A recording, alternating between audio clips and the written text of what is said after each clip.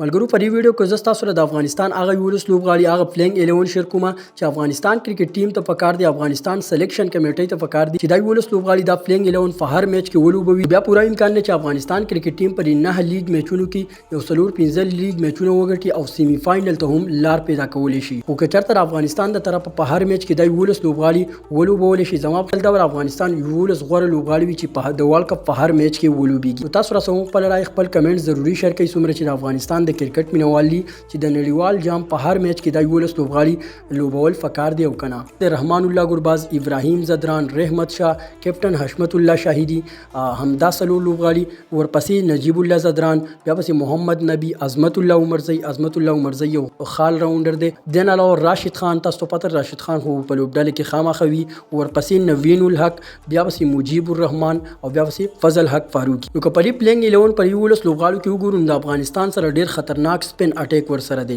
راشد خان، مجیب الرحمن او محمد نبی. فاست بولینګ هم گزاره وکړه، نوین الحق، فضل حق فاروقی او عظمت الله عمرزی.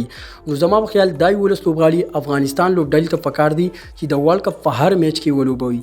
نو تاسو سره یې نظر لرئ چې دا 11 لوبغاړي د ورلد کپ په میچونو کې لوبول فکار دی او کنه؟ خپل رائے خپل نظر را سره ضروری شیر کړئ. د داسې نور کرکټ معلوماتو لپاره زموږ سره اوسئ. ملاویږو په بل ویډیو کې. د الله فامان.